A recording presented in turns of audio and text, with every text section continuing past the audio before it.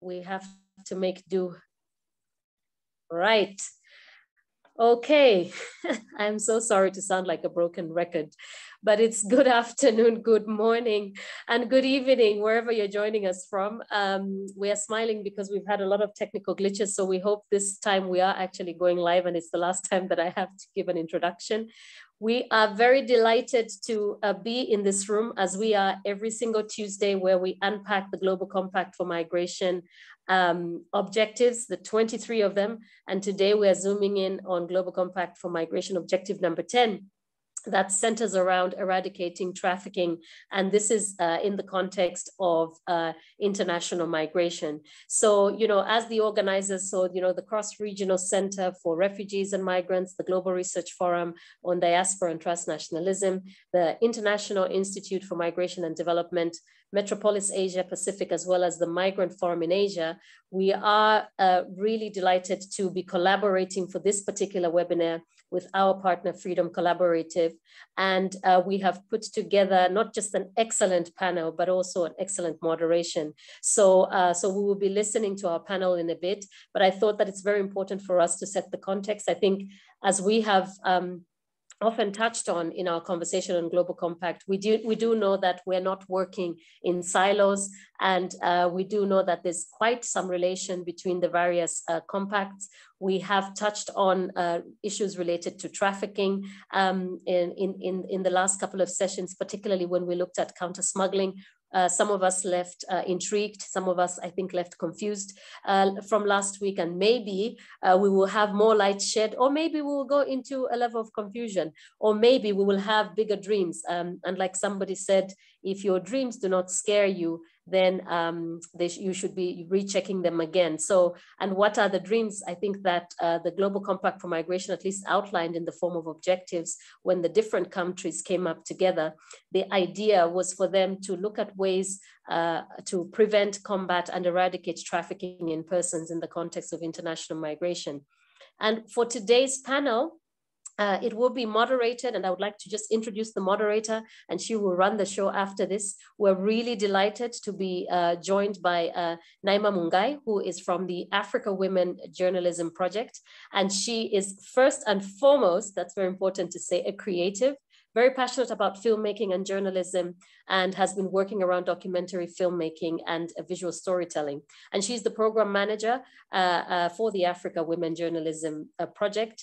And she has been, deeply involved and deeply cares about ethical story writing, data journalism, as well as improving the state of journalism in Africa, particularly focusing on building the capacity of African women journalists. Very passionate about journalism, but also very passionate about the subject that we're going to touch on, also due to other experiences that she has had engaging in communities, as well as highlighting the voices of marginalized and underreported communities. Naima, I will leave the show over to you for you to continue from here. Thank you so much for taking this on for us. Naima, over to you. I'm going to have to say thank you to you, because you've basically given me like every journalist's like dream. I can interview all these people for everything. But yeah, that's neither here nor there. Thank you very much, Patty, for that amazing introduction. My name is Naima, as Paddy has said, and luckily I'm not the only person talking on this thing. I am joined by 3 amazing people who are on this call, and 1 person who cannot make it, but has gladly, Paddy stepped in for me a little bit over there, and so we'll be able to watch a recording from her on her views on some of the things that we are talking about. So, if we look at Objective 10, which is around preventing, combating, and eradicating trafficking in persons in the context of international migration, this will actually look at what legislative or other measures are needed to prevent and combat and eradicate trafficking in persons in the context of international migration. And that was where this, this whole entire, Objective 10 sort of came from, in the entire GCM. And because I can't talk about this on my own, I'm going to introduce my panel of amazing people. And first, I'm going to introduce Dr. Jean-Pierre Gauchi, who is a senior research fellow at the British Institute of International and Comparative Law. I'm going to give him 30 seconds to say hi and wave at all of you and add anything that he thinks you should know about him. Hi, everyone. Very nice to be here. And thank you very much, Naima, for the introduction and Paddy for the invitation. I am delighted to be here. I work on trafficking, migration, and asylum issues, and I'm very much looking forward to the conversation. I can see someone just raise their hand. I don't know if you want to text and to type and see and just sort of see what questions you might have in the chat. And next, I am so happy. I was really amazed to meet this next person because just lost myself going through the kind of work that they've been doing. I'm very, very, impressed. And this is Ekaterina Porras, and she's the founder and director of Do Gold. Do Bold. Sorry, not Do Gold. Do Bold. Do Bold. It's gold. Ekaterina, I've given you a new about you. And Do Bold works with migrant workers in Gulf countries and focusing on issues of human trafficking and modern day slavery. And oh my God, they have won so many awards, and they have been finalists at the Nelson Mandela Prize. They're chosen as one of the 100 Sparks of Hope. So amazing work from them. Ekaterina, maybe you can say something and wave at everyone. Hello, everyone, and thank you, Naima, for this introduction. And no more to say. I really want to hear from everyone as well. And yes, we are Do Bold, but we also try to do good. I think that's where you were confusing the name. But yeah. Do Bold. Do Bold, Do Gold. Do good. Yeah, but our name is Do Bold. Yes. That's really beautiful. Sorry, English, as we say in Kenya, in Kiswahili we say Kiingereza ilikuja na meli. English came, with a ship. So sometimes we forget a bit about it. And on that note, from Kenya, I want to introduce Timothy Akombo, who is also Kenyan. Yay, Team Kenya. He is an anti-trafficking activist, a human rights champion, and an enthusiastic community organizer. He is a research associate with the Counter Human Trafficking Trust East African, CHTEA. And I can say I have worked with CHTEA before on stories, and they do amazing work. So Timothy, say a few words. Tell everybody habari. Hey, good evening, people, good people. Hi, everyone. Yes, good evening. On behalf of everyone, good evening. Yeah, sorry, I had technical issues, but I've been able to join you. It's a privilege to be here. I'm not so sure if you guys have gone so far. We've just started. Oh, wonderful. Good to see you. Yes. Okay. Yeah, okay. And I will introduce someone who is not in the room. You will get to hear from her very soon. Her name is Hannah Tiane, and she's the senior product manager at DG Next, and she leads research on migrant tech research, and has led a multidisciplinary team innovating and inventing ICT tools to support proactive and consistent screening of workers in situations of labor exploitation and trafficking. I cannot wait to hear what we're going to talk about. So I know that everybody's here to learn, and I think that we are also here to learn as panelists. So I hope you guys ask your questions, and if we realize there's a lot of them, we will stop and answer them at that particular point. And then the other thing that I want to sit down and say is, I had 2 questions today. So you cannot answer your own questions. So Ekaterina, Paddy, I'm going to drag you into this.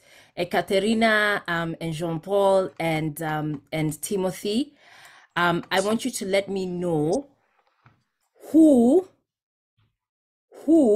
said that what they wanted to learn from this project, from this seminar, is whether there is a gap, right?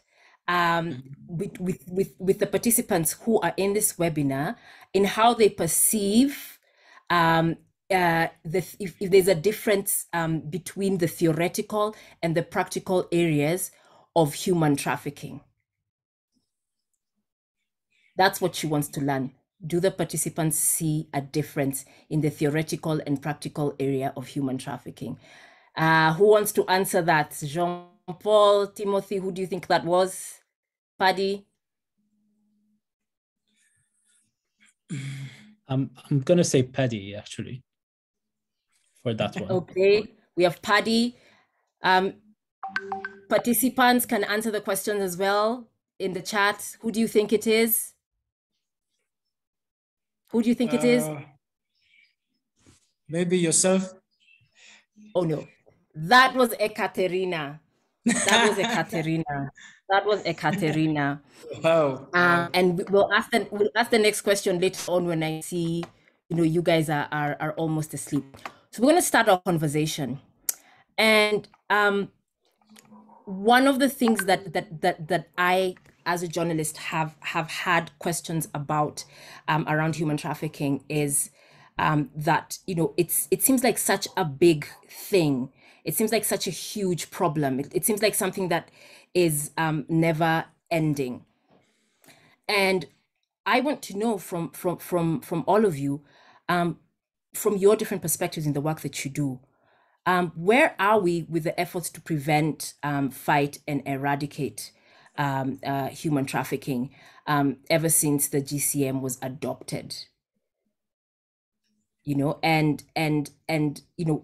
And that's the first part of the question. So let's answer that question. I'm happy to go first. So I think the question is where are we since the GCM was adopted? But I think it's also good to think about where were we when the GCM was adopted, which is in the context of human trafficking, we'd achieved quite a bit in the last 20 years, the last 22 years, specifically since the adoption of the Anti-Trafficking Protocol, which was adopted in the early 2000s. I'm a lawyer by training, so I will unfortunately be focused quite a lot on the legal frameworks. But I do think that the protocol is important. It's important for a number of reasons. The main one being that it, for once, gives us a definition of trafficking that the international community could sort of agree on. And I do say sort of intentionally. It's not a kind of complete agreement by any measure. It is clearly a compromise. Like most of international law, the trafficking protocol is clearly a compromise. But I think it is a key development that the having that one definition is a key development. And it's a key development for a number of reasons. The main one being that one of the key things if we want to eradicate trafficking, like the GCM asks us to, is cooperation between states. And it's very difficult to cooperate if you do not have an underlying or a shared understanding of what the issue is. Now, the definition gives us a bit of that understanding. It doesn't give us 100% convergence of what we mean by trafficking.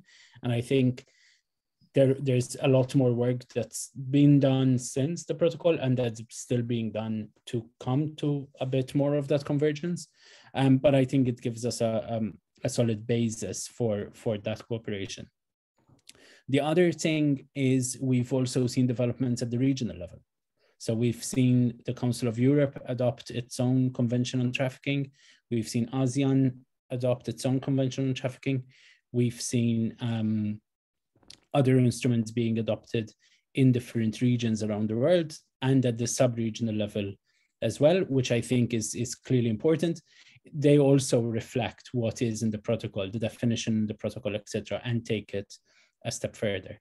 The other thing that I think the GCM does is it doesn't necessarily create any, it's not rocket science when it comes to anti-trafficking. In the most part, it's basically asking us to actually do what we've promised to do. And by us, I mean states primarily, but also other actors, whether that's the humanitarian sector, whether that's the development sector, whether that's the anti-trafficking sector, whether that's the migrants' rights sector. I think one thing that happened in the last 20 years, but was kind of consolidated quite a bit with the GCM, is bringing the conversations about trafficking and about migration closer to each other.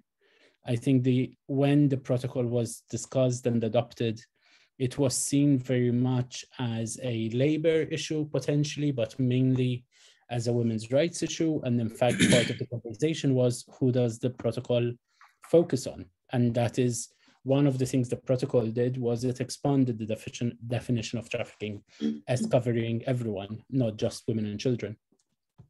But I think since then, and I suspect this is the case in many countries, we've seen different movements working on trafficking, whether that's the women's rights movement, whether that's the labor rights movement, etc.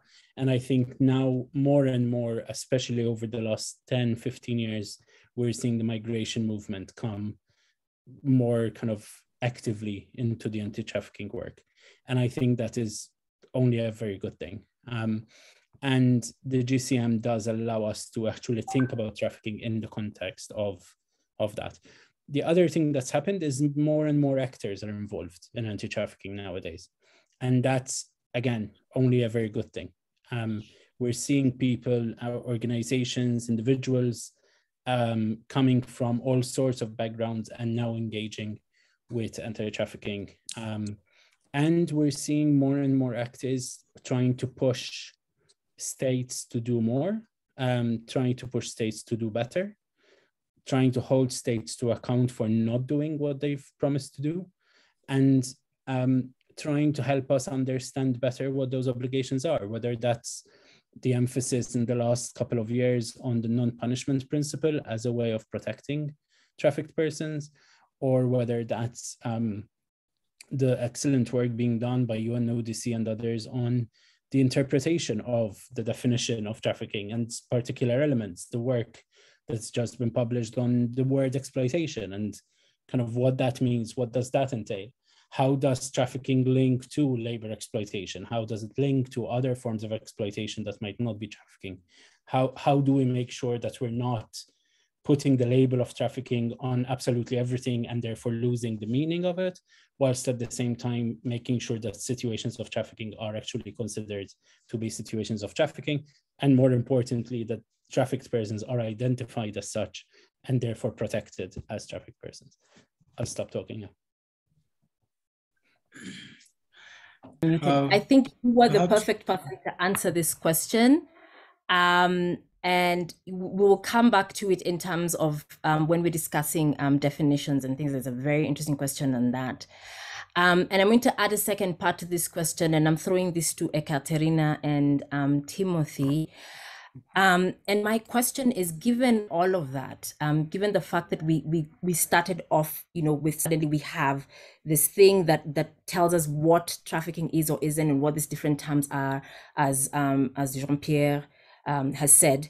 But what has been the effect of COVID-19, this unprecedented global health issue? What has been that effect on human trafficking in the context of the work that you're doing, Ekaterina, for you in the Gulf states, and Timothy, with the research that you're doing on the continent? What have you experienced? Has it made things worse? Has it made things better? If I could start with you, Timothy, or Ekaterina. Ekaterina, you can go ahead. Okay. Timothy. Yeah. I go ahead. All right, Timothy. Yes. Okay. Yeah, thank you very much for this privilege. First, I would like to say that COVID has presented new challenges and new opportunities at the same time. We've seen, for example, the intensification of the use of technology in terms of recruiters. Traffickers have have really gone way too ahead of us in terms of their recruitment. And it has also presented an opportunity like this one, for example, that we're having, in such a way that we are able to have conversations around human trafficking and how we can alleviate it. The other issue is COVID-19 has, human trafficking is a business that goes underground, that happens, it doesn't happen in plain sight. So it has further pushed things down further in such a way that if we look at the Global Compact for Migration, for instance, it has made migration really follow dangerous routes. People are following really precarious routes, and they're engaging in really ways such that, because you remember there's been lockdown, you remember that there's been restrictions on how to go into other countries, and these are the multiple other issues surrounding ways to curb COVID-19. And it has, you remember also people have lost jobs. Some children are not going to school. So I'll give a perspective of Kenya, where I am actually, because during this time, and Kenyans will attest to this, we really experienced a lot of gender-based violence at homes. We experienced cases of rape more than any other time before. And I think it was due to the availability of, let's say, children at home for abuse. Let's say the stress that people were undergoing, so they found ways of channeling them out. And so in this way, it really made things even more worse. And I will tell you, the grip that the traffickers had on the victims of trafficking was even more serious, I would say, because now it's private. You're not allowed. Let's say, let me talk of domestic workers, for example. Those guys were going through trouble, I will tell you, because now you're not allowed to go into visiting people's houses and stuff like that. And they're also not allowed to move out because they're said they'll come with COVID when they come from, let's say, the supermarket or something like that. And so, but COVID has also taught us new ways of doing things. And I think technology is my huge takeaway, because we really have to adapt during this time. We have no chance but we have no laxity or to relax and say that now COVID has happened and we can't do anything. But we can really use technology and assist in alleviating this pandemic and fighting human trafficking as well. But COVID has exacerbated the problem, actually. Thank you. That was very interesting, Timothy. And I'm amazed that you brought up technology, because we will talk about that a little bit further. I've just put in the chat, for the participants, you can share any questions or any views that you have on the questions, on the topics that we're discussing, and the questions of the panelists are answering, so that it's a little bit more, we don't sound like talking heads. Ekaterina, how has COVID-19 affected the work that you're doing? Yes, well, for us, I think it has affected us in two ways. One, of course, is how it has affected the migrant workers, and especially those that are more vulnerable, and us as an organization, and how are we going to respond, especially in countries where civic space is either restricted or closed. What does that mean is very important to understand. Now, I'm going to go really to the ground so everyone can understand really what happened when COVID-19 hit the Gulf countries. And I will just highlight on few issues. Well, first of all, we had to adapt to the needs of the migrant workers. And what happened first is that we saw mass redundancies from work. Many workers were let go without any payments, including past salaries and their end of service benefits. What did that mean? Many people, because of immigration as well, need to go home within a certain amount of time. But flights were down. Food was a big need on the ground, and that's how we first mobilized to get food to the people. But then we realized more rooted issues, and I think this is very clear for us to know that human trafficking and all the issues that come with it, such as forced labor or debtness, has always been there. It is just that COVID-19 has really dismantled into the open actually what is happening behind closed doors. For domestic workers has been it has affected them especially because they are working inside the homes, plus having families working from home.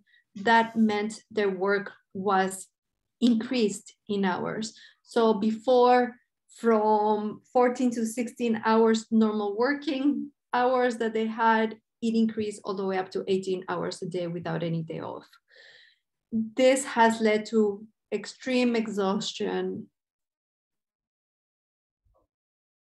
Workers especially having to flee their employers, and then other issues come just from the certain elements of the kafala system, such as absconding charges. So COVID-19, I think the takeaway is that it has affected all of us, but it is very clear that those that are more vulnerable, such as victims of human trafficking, have been more affected clearly. And just to add just a level to that question, in terms of the migrant workers that you're working with, are we talking about is it more women or more men, especially for domestic workers? Has there been a difference in how they've been treated? Because you've got like domestic workers and you've got people working in construction, for instance, in the Gulf states. During the pandemic, we have supported 3 particular groups of migrant workers. One is domestic workers, which is the largest number, and they're all women.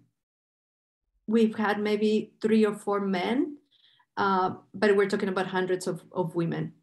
The second group that we have supported during COVID are working in the service industries, and they are, I would say 50%, 50%, very equal, many nationalities as well. It has affected them differently according to nationalities, especially because before coming to the Gulf region, how they came, it is different. So Sri Lankans, for Sri Lankans to come to the Gulf is going to be different than for a Filipino.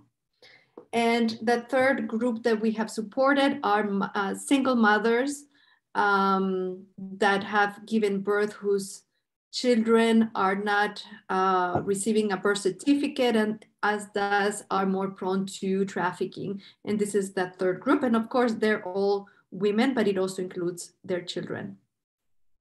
Okay, and I think, Jean-Pierre, I'm going to let you jump in with a little bit of something there to add on to what Ekaterina said.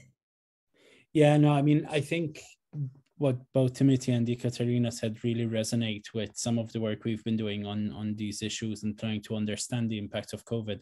But I'll take it kind of one step away from the kind of grassroots kind of day-to-day service provision. And I think there's been 2 impacts of COVID on anti-trafficking efforts generally. And the first one is that states in some ways realize that there are these vulnerable communities within their borders, and that they should protect more in some countries, obviously not all by any measure.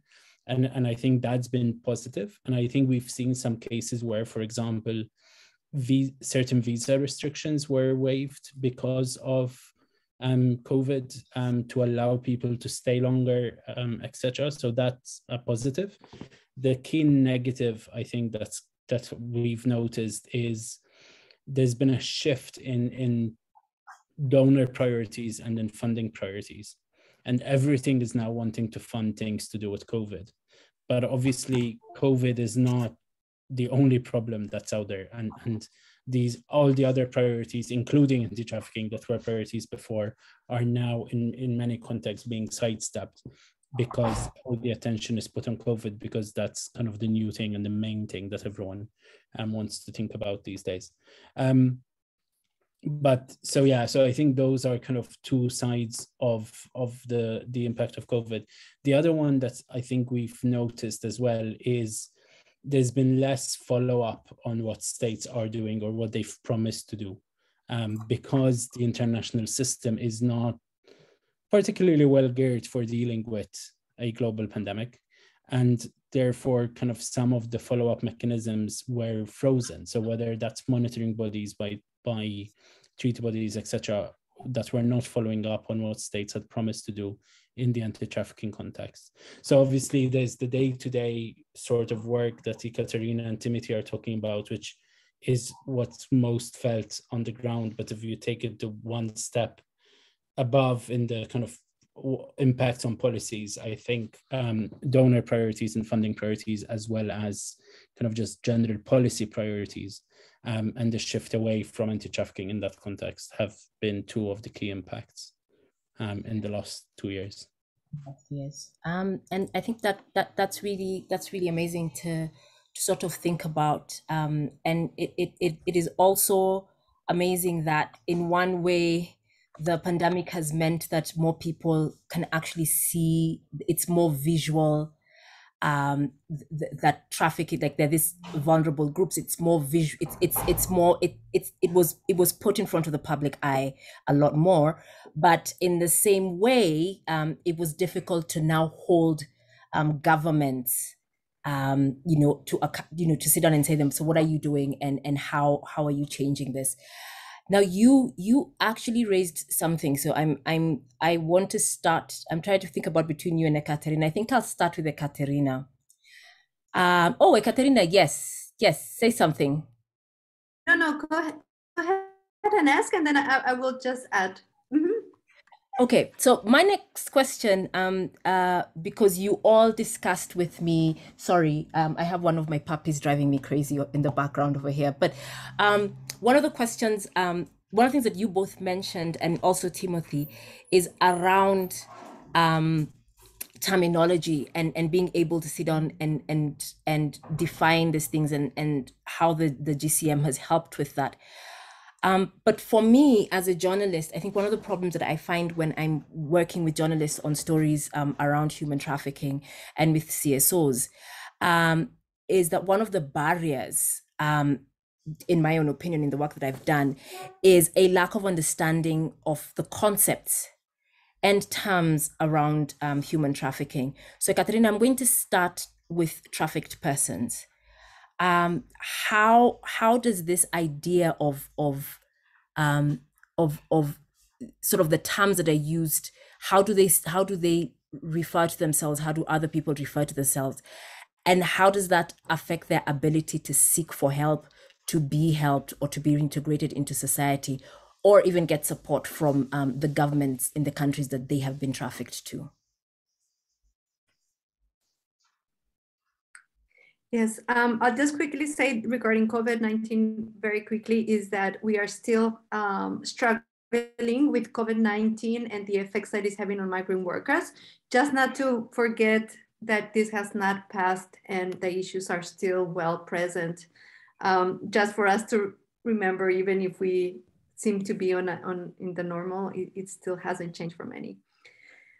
Regarding terminology, yes, this is a very interesting concept, and it's so important on how the awareness around it and how it is talked about, especially among the community, among those that are trafficked, because something that we have noticed is that most of the victims of human trafficking that we have worked with has seemed very normal to pay to come to a program, to work in a restaurant or whatever it was promised.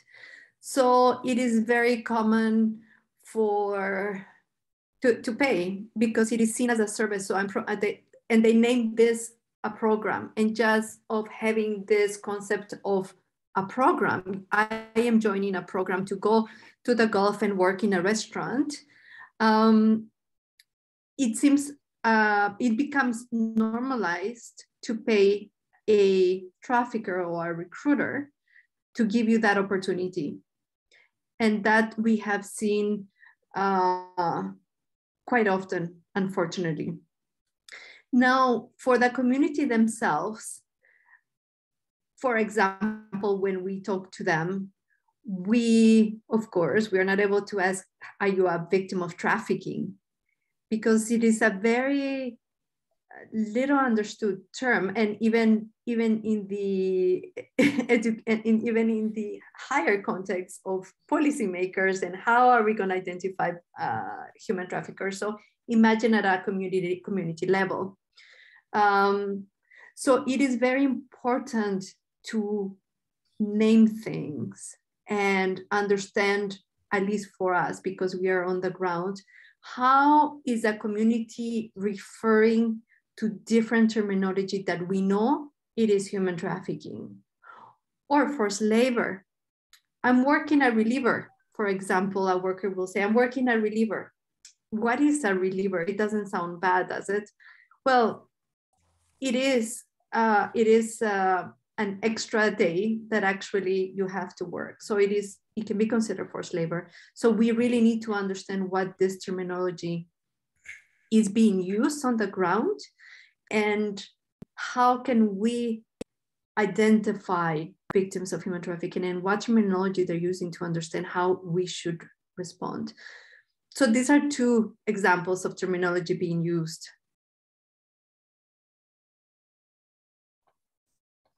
So just a quick follow-up question on that. So you've just said that based on those terms, at what point do they realize that they have been trafficked? At what point, what is it that leads them to sit down and say, this is not right? And when do they accept that particular label of that they have been trafficked, or that they're a victim of trafficking? Unfortunately, what we have seen is that a lot of the population actually doesn't realize that they have been trafficked. Despite now, I think it's very clear to point out that we are not working on the reintegration part. We are working on in the sending countries. So we have seen many workers that are not understanding or not seeing it as bad as it is, that they are victims of trafficking. Even the fact of giving a payment for recruiting to the Gulf with a false promises, despite that one of our jobs is to really make sure that everybody knows what are their rights, what is right and what is wrong. That is a minimum that we need to accomplish. And what we have seen is that we have repatriated workers last year. They have come back. We have seen a number of workers already back in the Gulf that has gone through the same process of recruitment. Despite that, even before paying for the recruiter, we reiterated and said, please, this is illegal. You're not supposed to do this. As much as information as possible, and it leads to other questions. Why? Okay. So in short, many communities actually do not know that have been trafficked. So just to Timothy, if you can now take up from that. So based on what Ekaterina has said, on your research and in the work that you've been doing, how does the understanding of these terms affect efforts and initiatives of people working in the counter-trafficking spaces? That's a very interesting discussion, by the way, because it's really easy to get confused based on terminologies when tackling human trafficking. And that's that's an impediment in the war against trafficking, I would say. We've seen victims of trafficking being treated as illegal immigrants, for example. And the police force really assume that these are not victims of trafficking, while in the real sense, they are. And that also points to the issue of the confusion that is seen between defining human trafficking and smuggling at the same time. So you find that there's a time I was creating awareness somewhere, and I really argued with one participant, telling them that human trafficking is not synonymous to smuggling, because even the TIP report from the Department of State says that it's not a requirement for someone to be physically transported from one location to another for the crime to fall under human trafficking. And another issue is also that, do we refer to the victims as, at what point does someone refer to let's say that this is a survivor and this is a victim, for example? You see, it's quite challenging. And again, you find that people tend to believe that slavery is also equivalent to human trafficking. Well, slavery was something that was legally accepted in history. But human trafficking, you see, it's something that is illegal. It's not accepted. So maybe Jean can really assist in highlighting some of that. And another thing also that I find really contentious about human trafficking is consent. Really, if you've been deceived, if you've been duped into something and you accept, is that, can I be saying that I consented, yet I was lied to at the first, from the word go?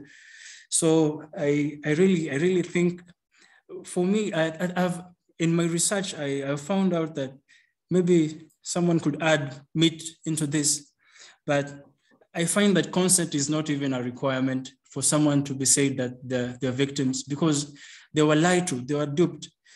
And if they actually knew that this is what they were going to get into, they would not have accepted or went that way.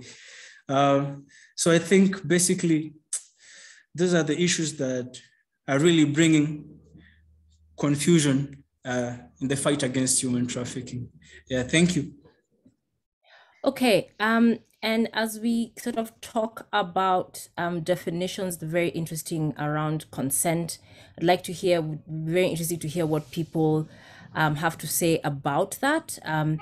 I would like to give it forward to Paddy to sit down and play the video from Hannah.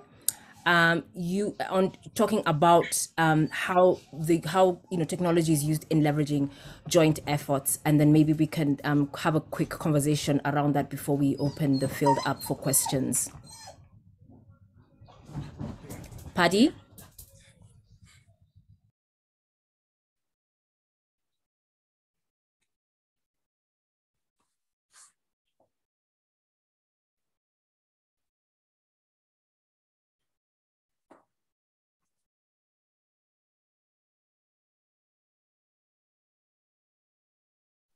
Okay, Feroz, the volume, just the volume.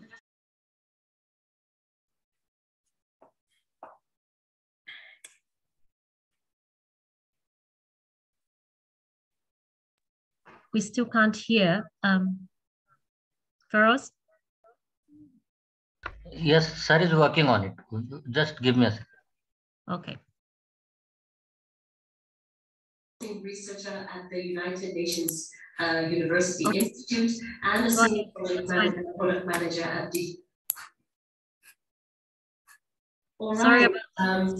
We are here today touching on a global compact for migration objective that is looking at eradicating trafficking.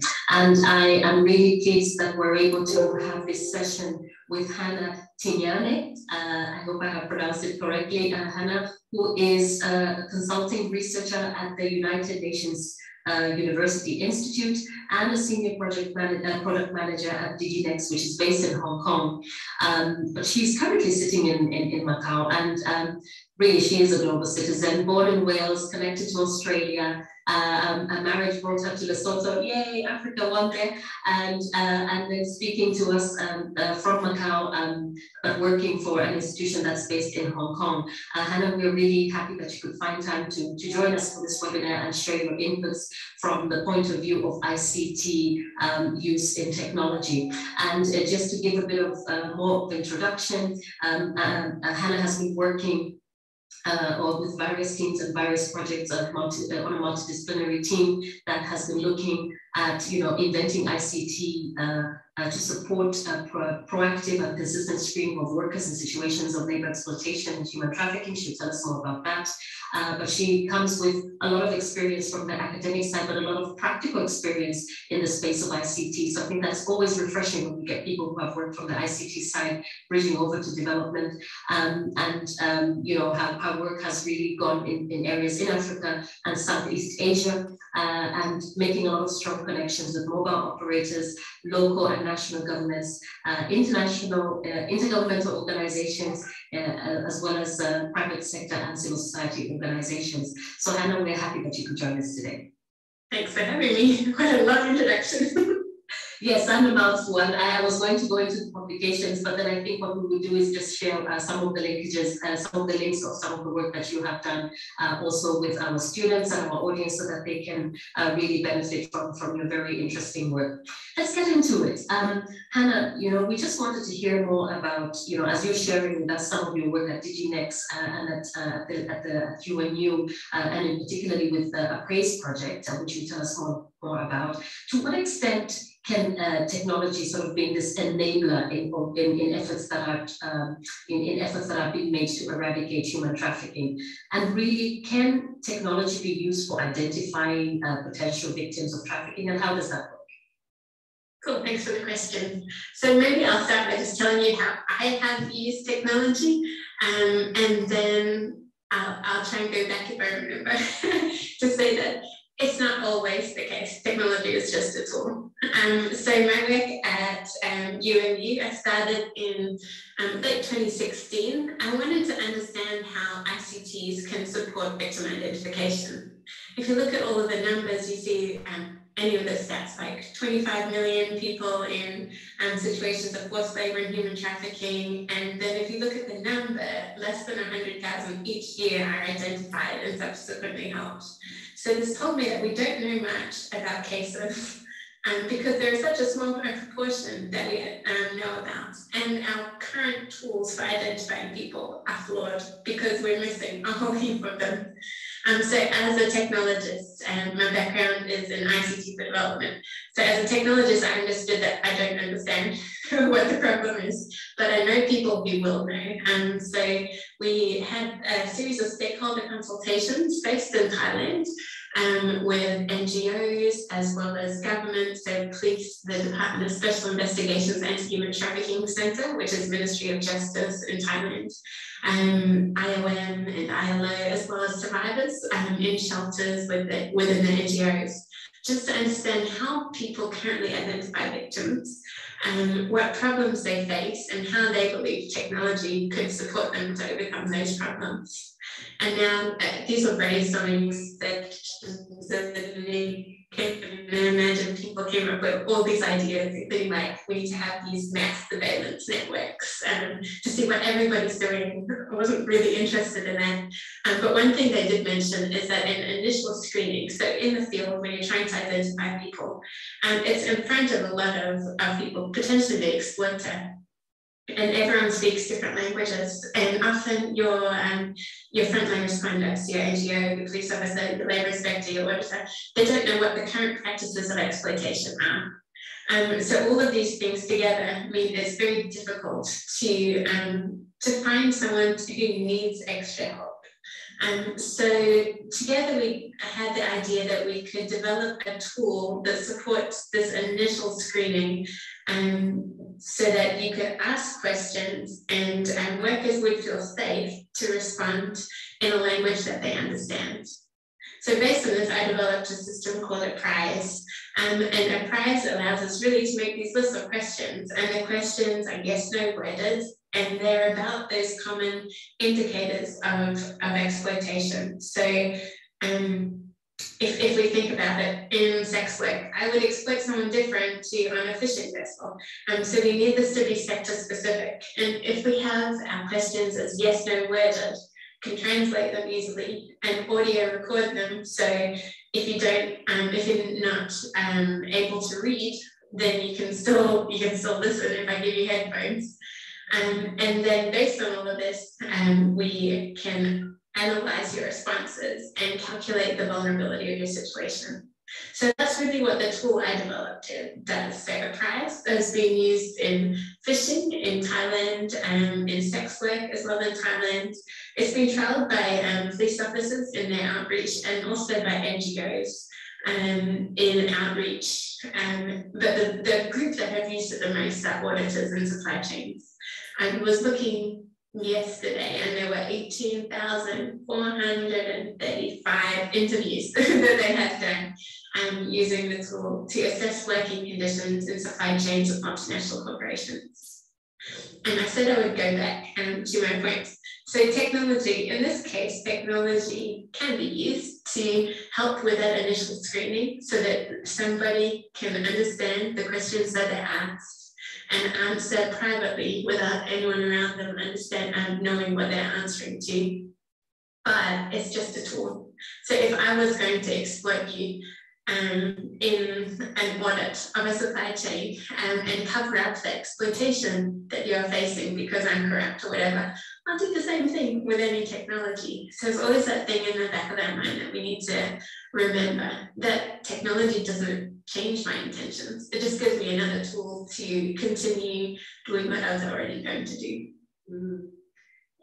Thank you, Hannah, for that. And just thinking about, outlining to us sort of the users of this tool and what that has also meant in terms of identification, which is identification of potential victims of trafficking, which is really a very crucial part, I think, in terms of eradicating, is identifying, who needs to be, who has the potential to be trafficked, but also who is being trafficked in this way. And maybe we can just come and ask a question around COVID, because we do know that COVID is being called a disruptor in the world of work, but it's also and I wanted to get a sense from you.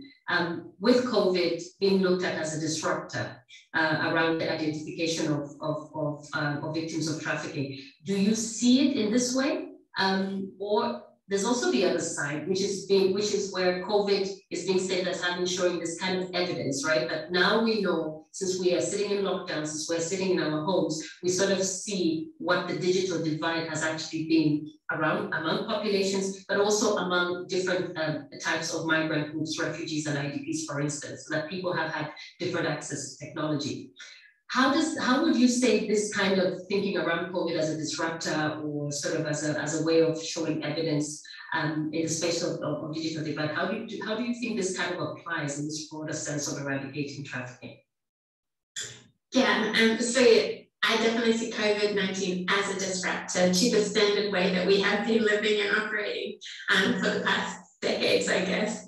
If we look at victim identification, the work that we've done with the prize has always been looking at on-site inspections, so face-to-face interaction. And that's how I wanted to, I designed it that way, because if I find someone who's in a vulnerable situation and I'm a frontline responder, it's my job to help them, well, then I can help them if they ask me for help. If it's like not in person and they say I need help and I say, great, you need help, I can help you, but I can't find them, then it hasn't helped the situation. So what COVID-19 did for us is it forced us to rethink the way that we support frontline responders to do their outreach.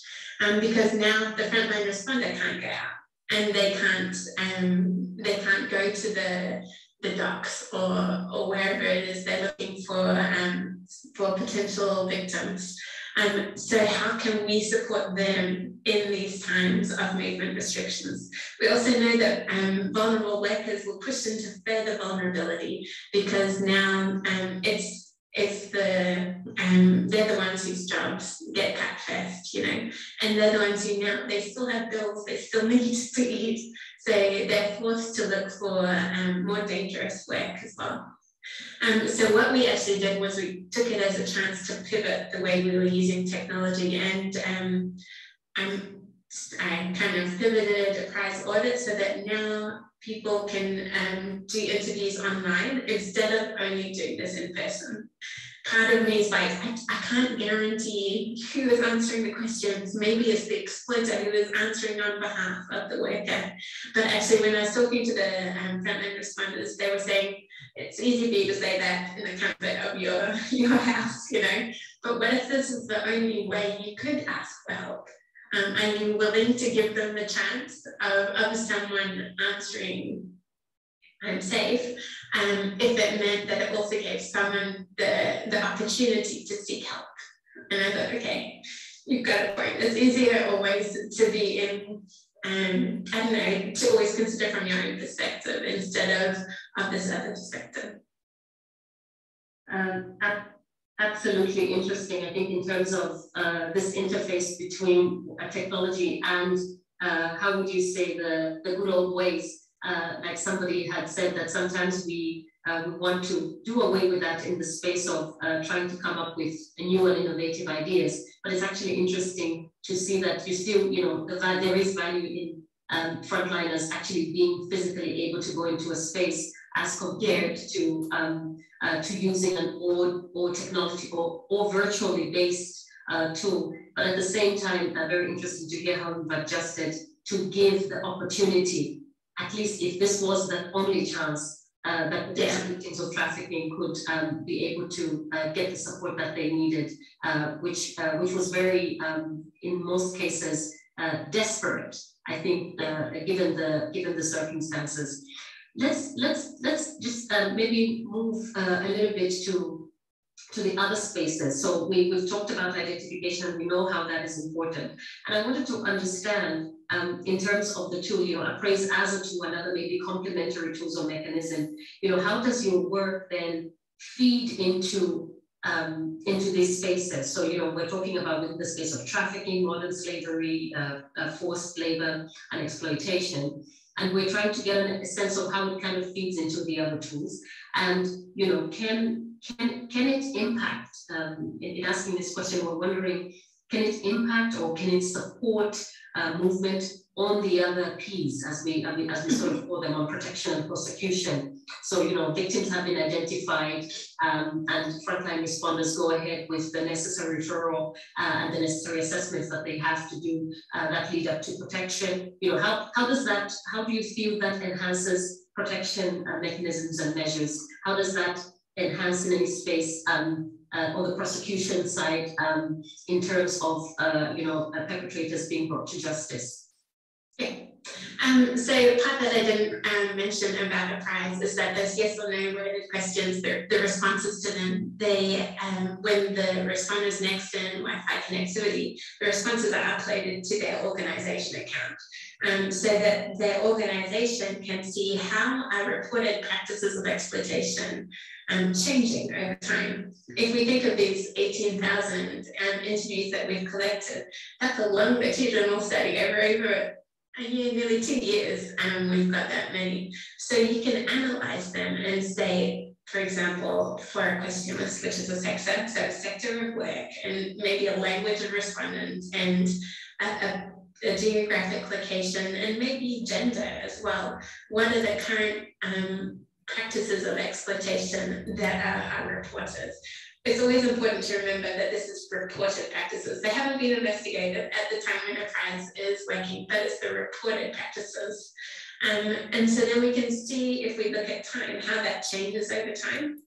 My idea with the piece is that with protection, we're looking at proactive screening of workers in vulnerable situations. So better trained frontline responders who are better able to detect and then respond to cases. So if we do that screening with a tool like a price, then we can analyze the results and we can identify the current and changing patterns of exploitation. And then my big goal, if I could have a dream situation, would be that these practices could inform evidence-based prevention and prosecution. Because if I now know what the practices of exploitation are right now for people who speak this language, who come from this area, then I can maybe put in place policy to prevent workers from going into these situations. Or the information could also contribute to an evidence base for further prosecution, because now we have more information about what people are doing right now. So that's my big goal for the piece. Hannah, thanks for that. I actually heard the other day that if your dream is not big enough, if your dream doesn't scare you, then it's probably not big enough. So Mine's scary. That's good. And I think that the work that you're doing here is critical and important. So we hope that you continue dreaming big in this area.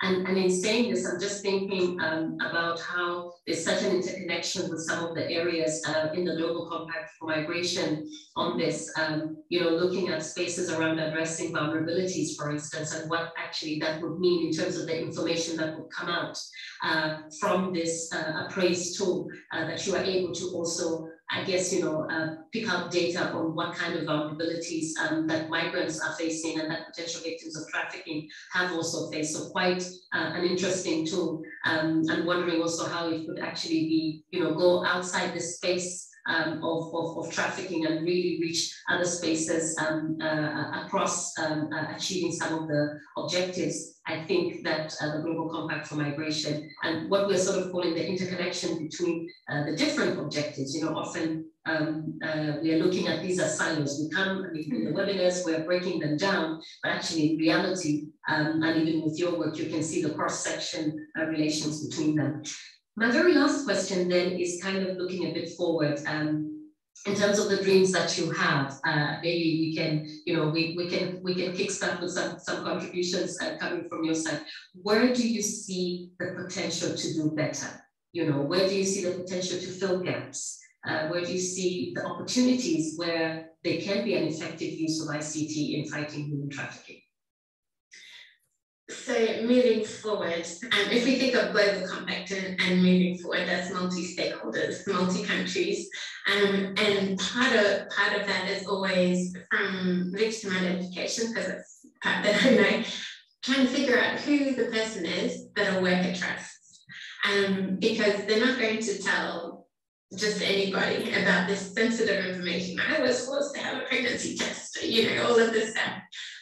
So we have to identify who it is, who people trust, and see if they will want to use a technology like this and share this de-identified, because we don't take any personally identifiable information, but see how these partners can collaborate together across different countries and different sectors and different stakeholder groups to get a better understanding of different patterns. Because when we understand them, human trafficking and migration and all this, it's multiple parties involved. So we need to have those different perspectives, the different questions that we ask to get a better understanding of what's going on, because we can't fix what we don't know. Yeah. Indeed, we can't fix what we don't know, and I think you are doing a very interesting work with Appraise, and we wish you all the best, and we're very happy that we were able to hear about this interesting work here as part of our webinar on eradicating trafficking. Thank you so much, Hannah, and have a good day. Thank you very much. See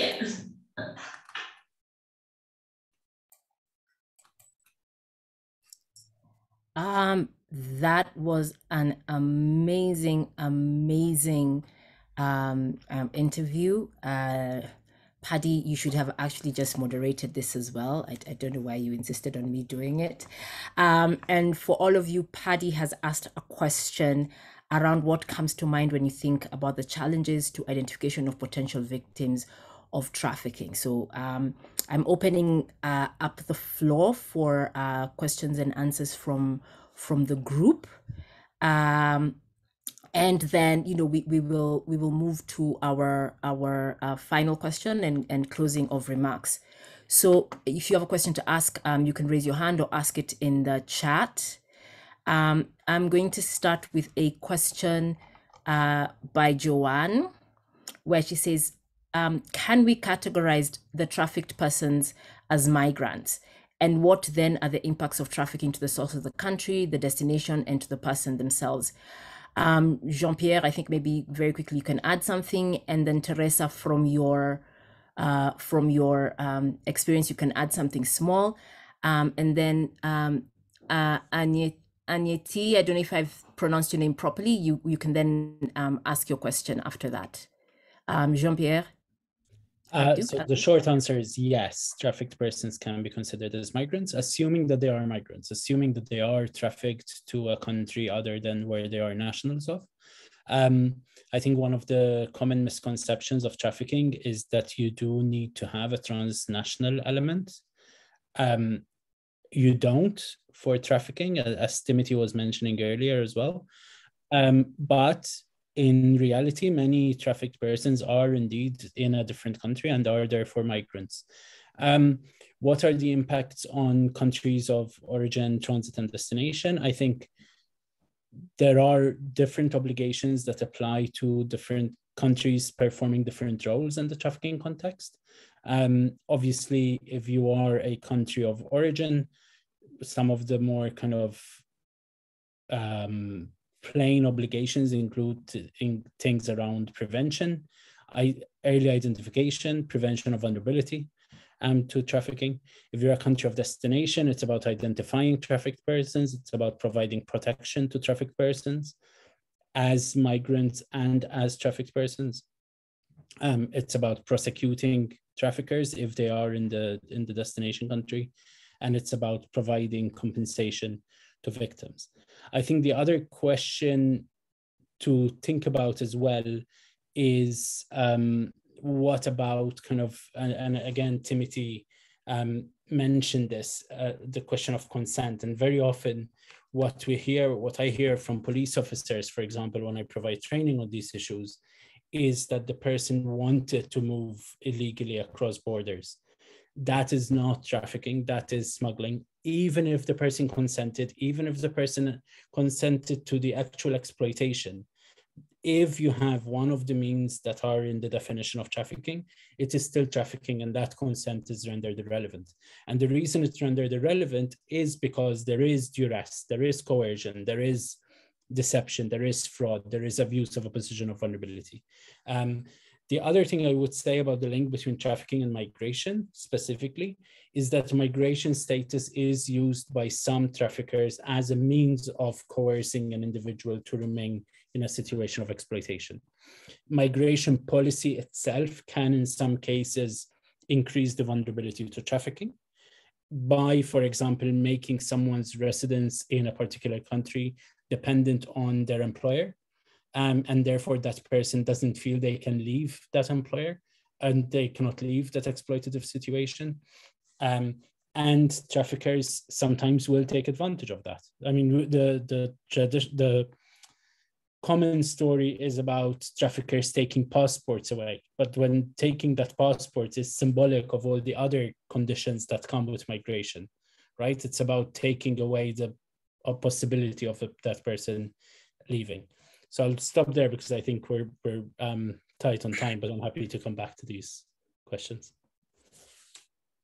That is a very amazing look at what you're doing in terms of what you've answered. It's an amazing way to look at it in terms of consent, and we'll come back to that in a bit. But Ekaterina, is there anything that you want to add onto that very quickly? No, I think it was perfectly answered, and very, very important to understand this this answer on that and the terminology and how we name the potential things. Mm-hmm. Yeah. Sure. All right. Thank you very much. I want to know if I'm on. Yeah. Yes, we can hear you. Okay, very well. I want to give a narrative here, and maybe the narrative will do well to answer some of the questions that is being asked by Paddy. Permit me not to mention the country here, so just not to downplay on them.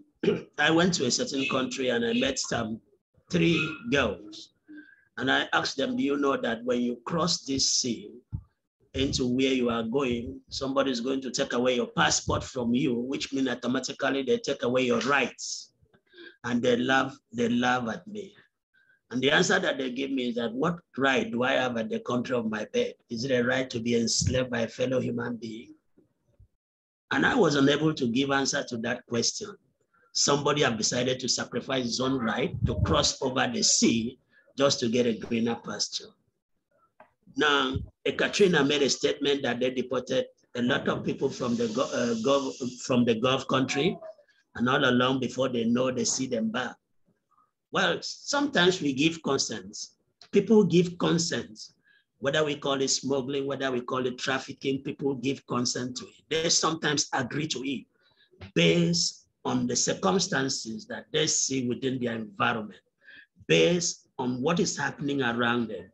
No job, no source of income, no source of strength, no love, above all, no love by the leaders, by the thought follower, by the policymakers, no love. They don't have the people in mind when they're formulating the policies.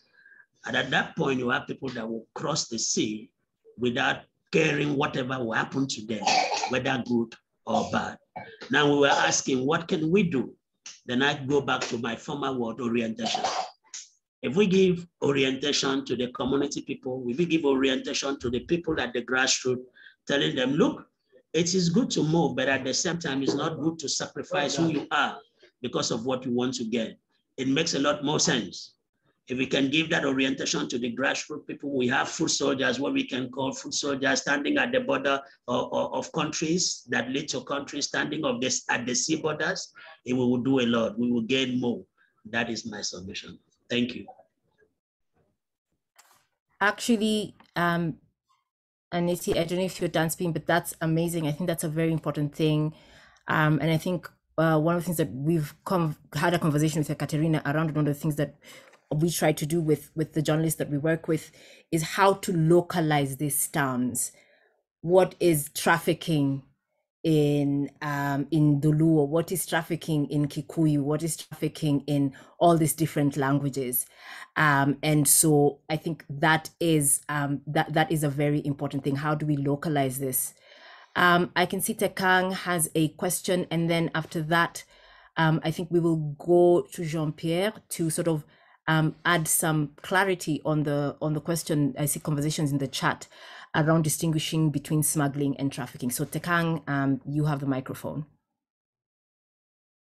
Yeah, thanks very much for the topic, and thanks very much for the speakers. I wanted to ask this question.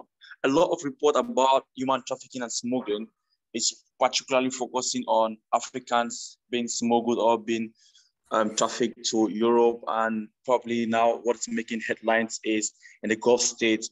Don't we have cases where some Africans or some others from different African countries have been smuggled, let's say, to the east of Africa, from the north to the south, from the south to the north to the east? Do we have cases like that?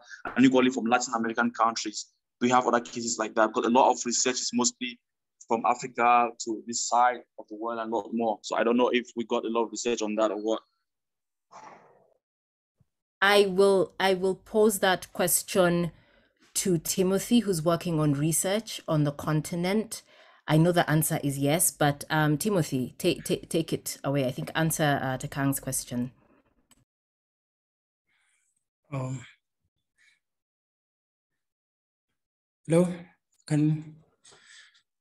Yes, we can hear you. We can hear you quite well. My network was not getting him so clearly. Perhaps he could come again, please. Sorry, Timothy, can you hear us? Repeat the question. Can he repeat the question? I can now hear you clearly. If I can quickly sort of recap it. Yes, sure. Tekang's question was around the fact that most of the research and the reporting around trafficking is on stories of people being taken to Europe and to Western countries and the Gulf states as well, in different places. Are there cases of people being trafficked within Africa? And is there any research around that? And sort of, I think you might want to know where to find that. Okay. Now that's clear. Like I mentioned previously, the TIP report 2019 from the US Department of State stated that 78% of trafficking happens internally in the countries. So actually, just about 30% is international trafficking. But the thing that brings confusion is because people, if you ask people what is human trafficking, they tell you transporting people. They think the issue is about transportation, when the issue is really about exploitation. So I think that's what brings the confusion. But if you go back to your country, let's go to the agricultural sector. Let me talk about my context in Kenya, for example. If you go to the agricultural sector, people are paid peanuts, I will tell you. If you go to and even children, child labor is experienced there because children work there. If you go to the lakeside and the coastal areas, you find that boys are used for fishing, for example, and they are paid peanuts. Young girls at the coast are used to entertain tourists, for example. So it's not always international, although it's happening now because of globalization. I would say there is the demand. You know, human trafficking is a business. So there's the demand and then there's the supply. So if you go, and Ekaterina can attest to this, if you go to Dubai, for example, majority of the workforce are foreigners. And I can say this from this. Kenya has a long history with the Arab countries. I would say this, yes, because of our coastal region. Most of them are Muslims, and you know that Arabs came here, and that's how Swahili was actually born, the language, our national language. So you find that there is, it's in a nutshell, it's not just that it's about transportation or it's international. No, local is more than 70%. Yes. So maybe if Jean can add something. Yes. Thanks. I mean, I completely agree. I think I think that's the reality of it, and unfortunately, I think we keep seeing states and service providers, and in some cases NGOs, trying to focus on the international dimension of trafficking and not recognizing the domestic dimension, which is often, as you're mentioning, kind of the bigger numbers of cases. And I think that brings us back to this kind of distinction that Jessica Gerken asked about between trafficking and smuggling again. Yeah. And if I may, I think legally speaking, the two things are very different. As Timothy was saying, smuggling is about facilitating the crossing of an international border illegally. And then trafficking is about exploitation. Trafficking is about recruiting, hosting, keeping someone through deception, coercion, abuse of a position of vulnerability for the purpose of exploitation. So the two are quite separate. Obviously, you can have situations of smuggling that evolve into situations of trafficking when people cannot afford to pay the smuggler, and instead the smuggler forces them into situations of exploitation because they abuse that position of vulnerability that the smuggled migrant finds themselves in. So it is a spectrum of it's a spectrum of vulnerability, it's a spectrum of exploitation, with trafficking on one side and smuggling on the other. there are issues which are further complicated. So I mentioned when I commented earlier on the question of consent, for example, legally speaking, in the context of trafficking, consent is always irrelevant. In the context of smuggling, the assumption is that there is consent. But when we talk about consent, even in the context of smuggling, we also need to bear in mind the fact that for many people, smuggling is the only option, right? It's the only option of fleeing persecution, fleeing conflict, etc., and arriving to a country to seek protection. And part of that is because there are no legal pathways to protection and no safe pathways to protection for many individuals. And I think that is also where we need to be thinking about, and I know we'll get to accountability eventually, but we need to be thinking about accountability both for the trafficker, the individual who is exploiting the individual, but also for the community, the policy makers, the state that is adopting policies that are heightening vulnerability to trafficking and or not adopting policies that reduce vulnerability to trafficking. Yeah, I was thinking of something else, but now I forgot for a second. And I think there's questions, so I'll stop talking. All right, so I think I'm going to open it. Oh, sorry. So I think, Ngozi, if you can hold on for a few quick seconds, I think Ekaterina might actually have a point, a case study that might be able to highlight this a little bit better. And I know that we are supposed to end in the next 1 minute, but since we started late, please let me know if you're okay giving us an extra 10 minutes or so that we can wrap up this conversation and get to all your questions. So let us know yay or nay whether we have a bit of your time in the chat. Ekaterina. Yes, I just wanted to share very quickly a case study just to put smuggling and human trafficking in context and how it actually can happen that somebody does not give consent to smuggling as well. So for example, we have two countries. To one country is easier to obtain a visa than the other, but there is work available in the other country. The worker, it is trafficked to, let's say, a particular country where it's easier to come in with the promise to work there. But actually, there are porous border places within the border where they are smuggled. So to put it into context, for example, UAE, it's easier to obtain a visa than in Oman. There is a lot of smuggling of domestic workers in the border of UAE and Oman, Kuwait, and Saudi.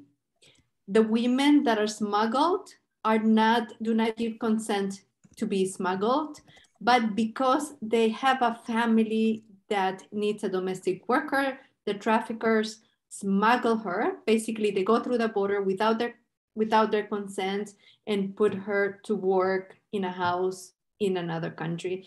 So, and then you have the exploitation part happening. Just so you know, she is smuggled. She is trafficked into the UAE with the promise of working in a restaurant. She is smuggled across the border without her consent, and then she's exploited as a domestic worker. And that is just more than one case study that we have seen. Thank you so much for that clarification, Ekaterina. That's actually a very good point. Ngozi, I think you can ask your question now.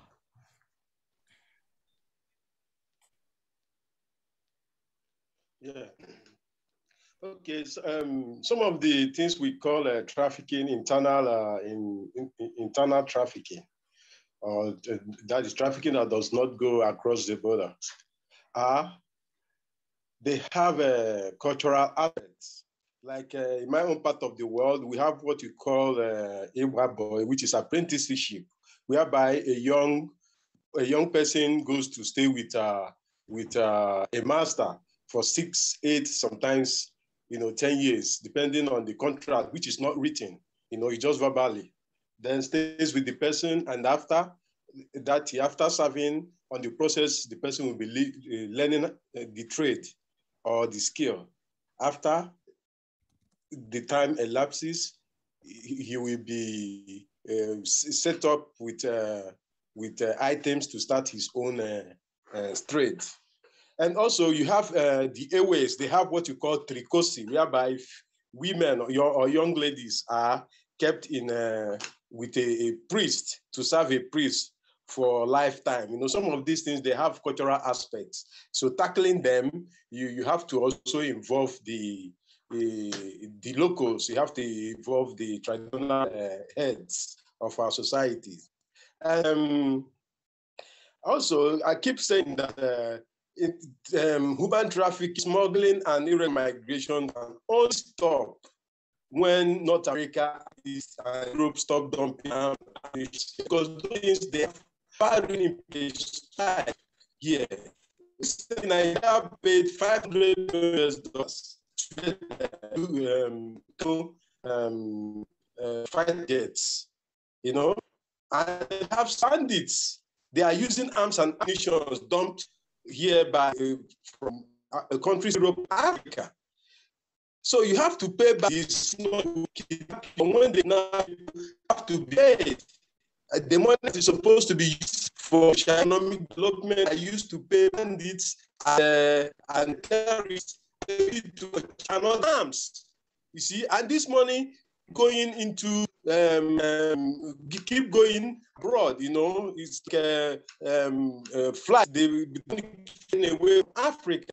So in the era of involuntary immunity that we are now, the only way to reduce or stop smuggling and irregular migration is create legal pathways for people who have the ability to escape in Africa, because we are created by that.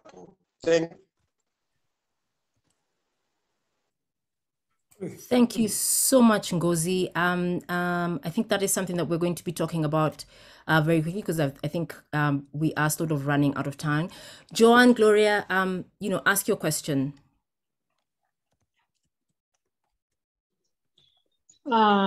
Thank you, moderator, Madam Naima.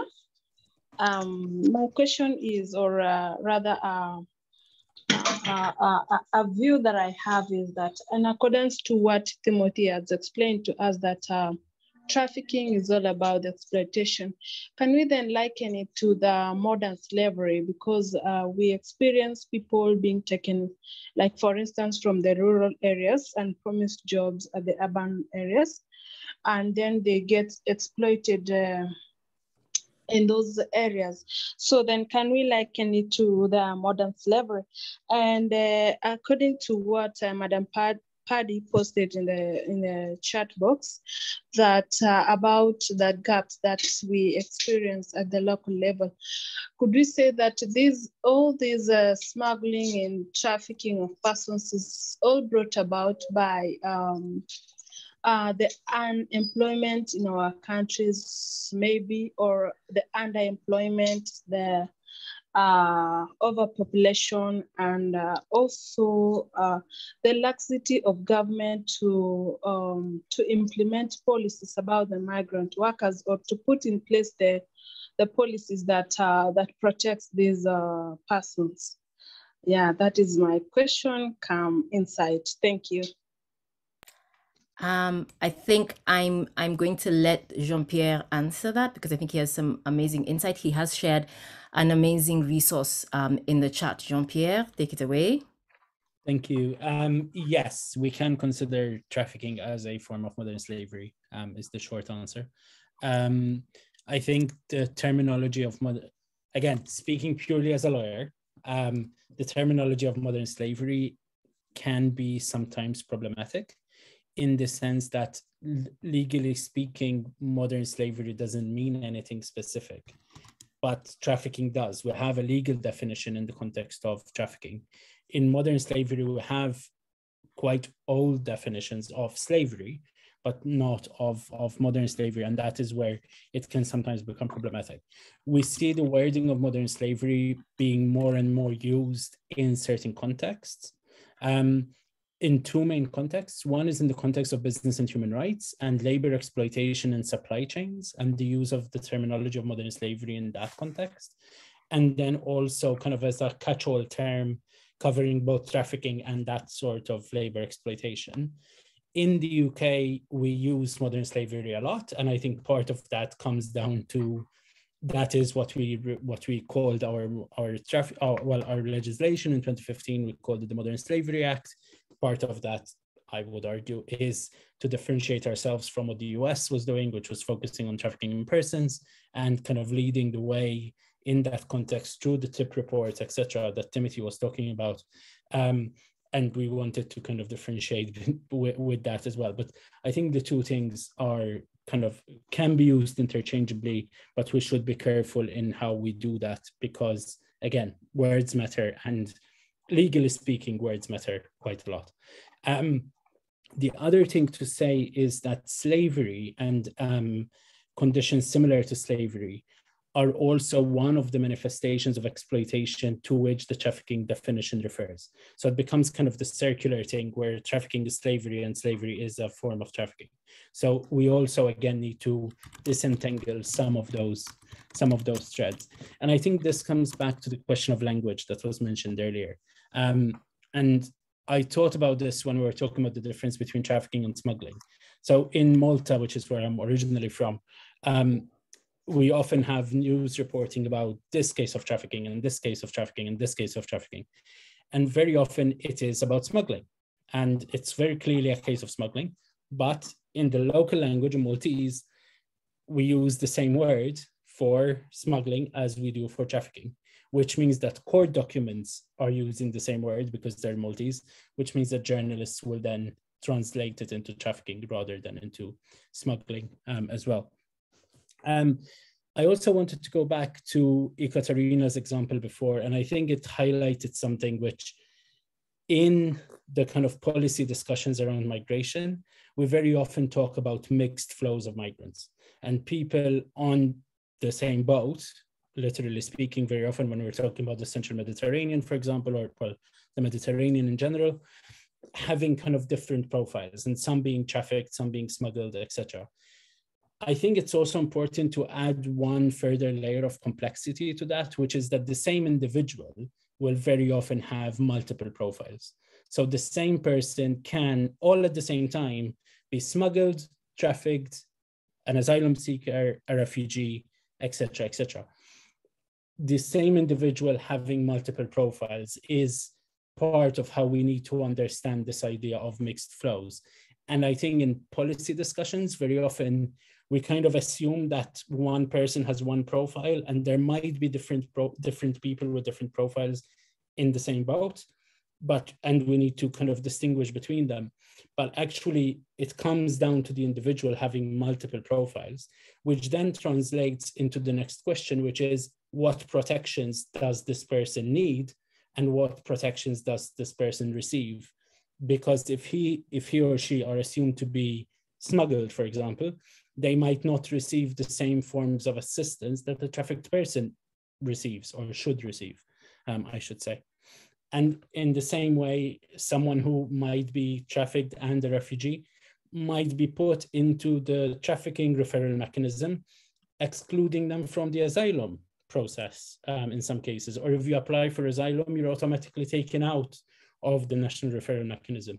So I think keeping this idea of the same person having multiple profiles in mind is something quite important and something that the policy framework could do better at, to put it diplomatically.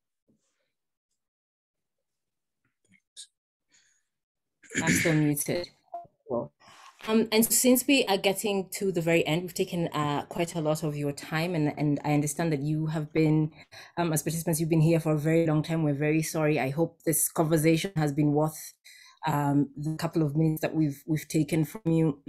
So we've talked a lot about consent and how that's used to differentiate between, smuggling and between smuggling and trafficking.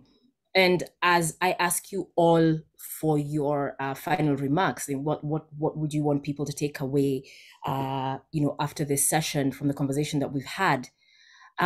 Consent comes with accountability. Someone has to be accountable for negating the consent of a person, not getting that consent of a person, or lying to a person, which sort of negates consent.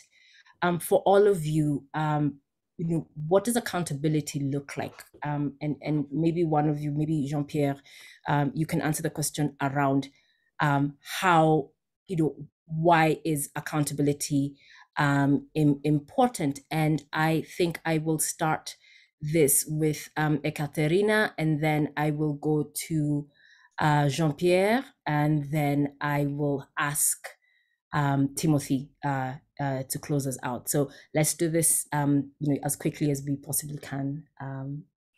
Ekaterina.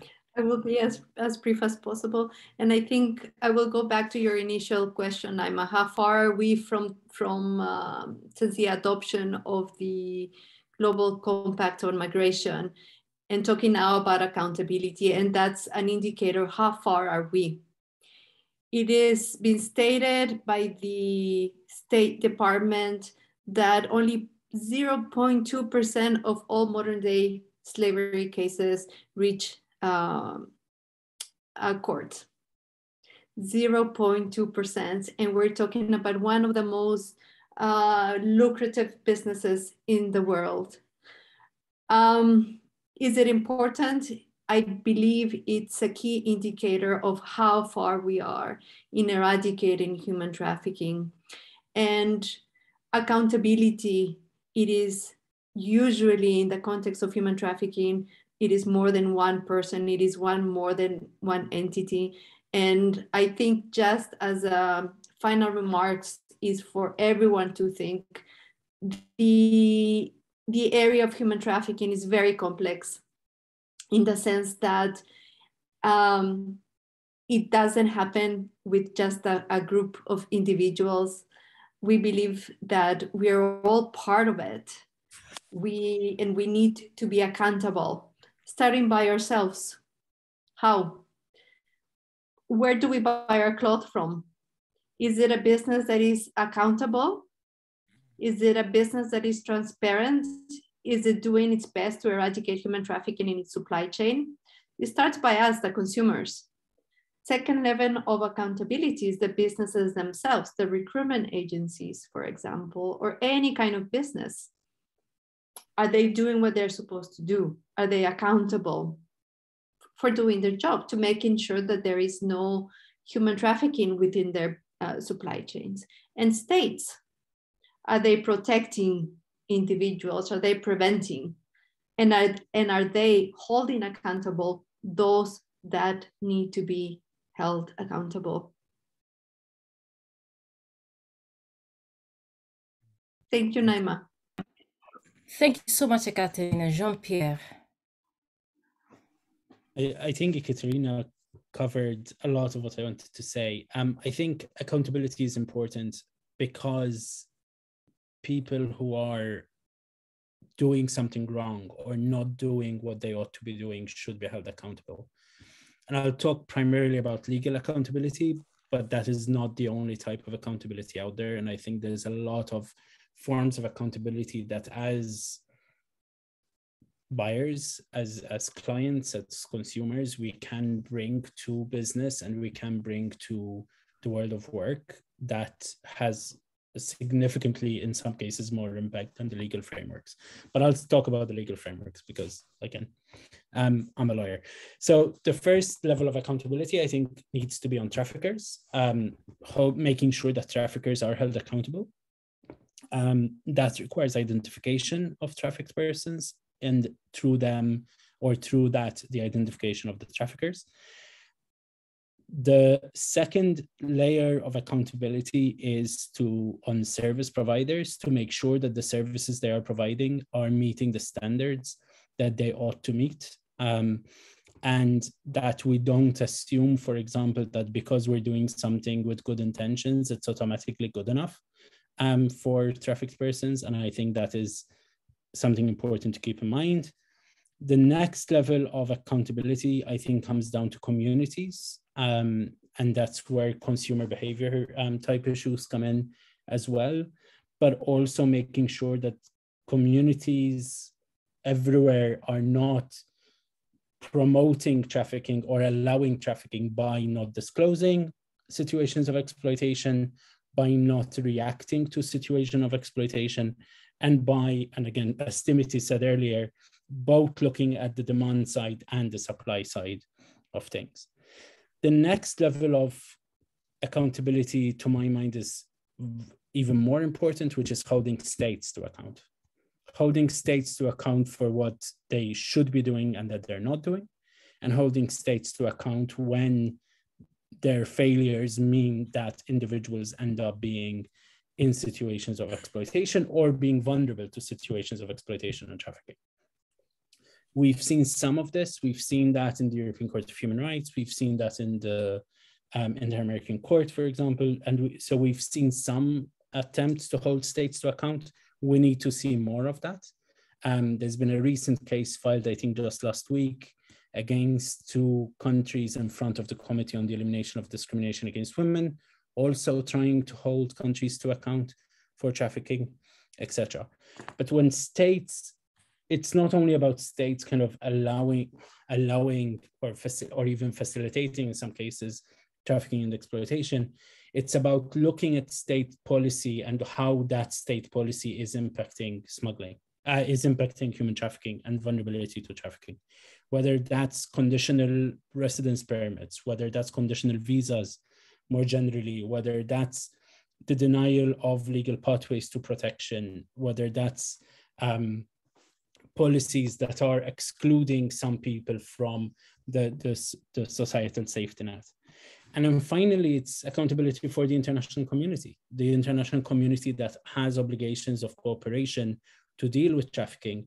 But when the international community and when states through the international community are using trafficking, are using trafficking as a pretext to undertake things that are themselves in violation of other human rights, such as the right to leave, for example, or such as the right to seek asylum, when the use of trafficking as an excuse to deal with, to further close borders, etc. And I know I'm complicating the things between trafficking and smuggling, but very often trafficking is used as the excuse for further closing borders and making it harder, etc., etc.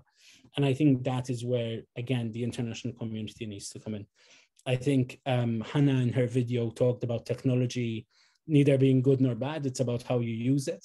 And I would say, and I think some people on this call have heard me say this last Saturday, I think cooperation is exactly the same way.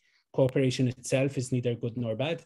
It is about how we use it. And I think that would be my key takeaway from today's session. I think I'll stop there. Thank you so much, Timothy. Very quickly, I think we've taken a lot of people's times very, very quickly. Accountability, or is the one thing that you want people to take away? Thank you very much.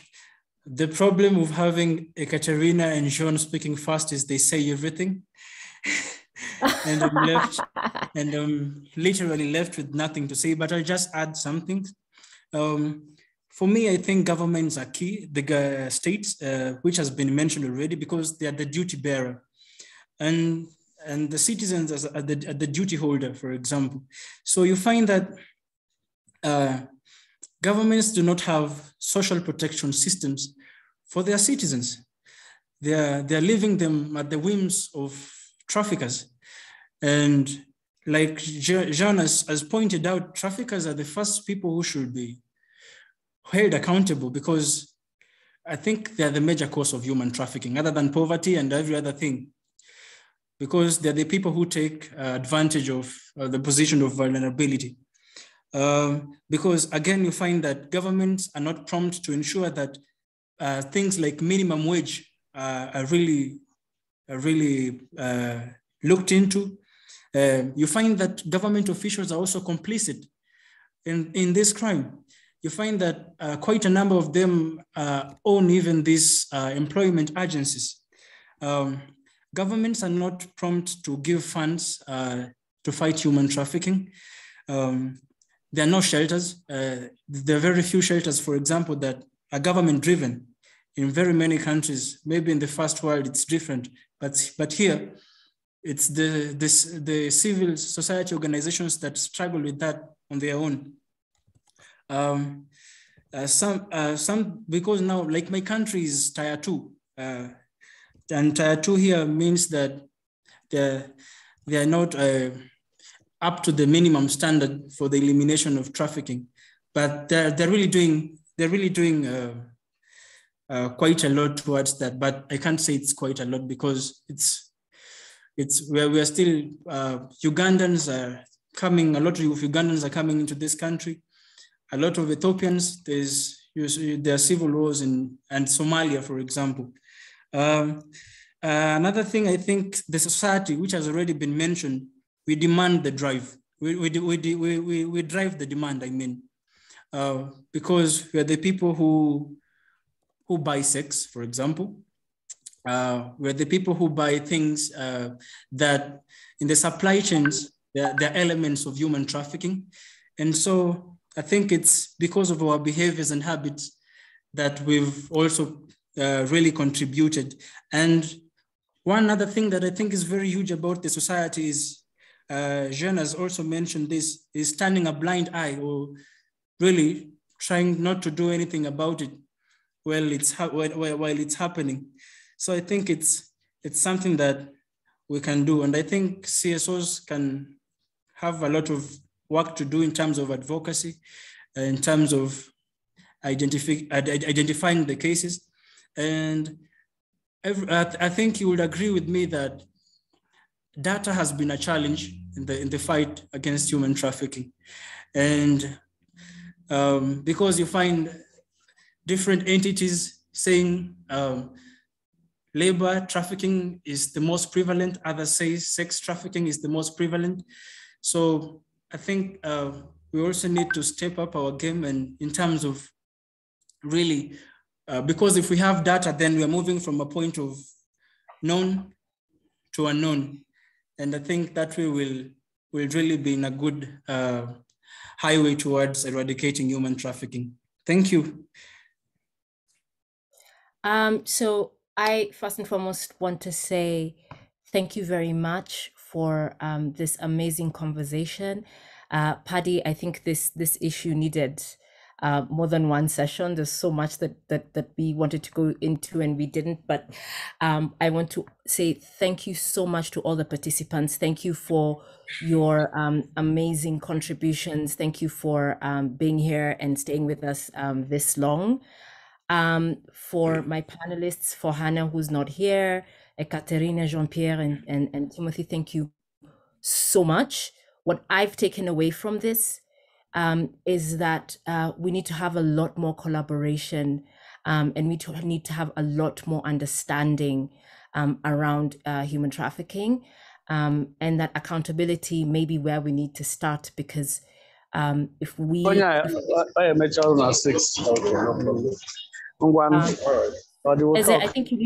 think you need to mute yourself. And so I think that's what I've taken away from this. You've raised a lot of amazing questions. I hope we are able to continue these conversations.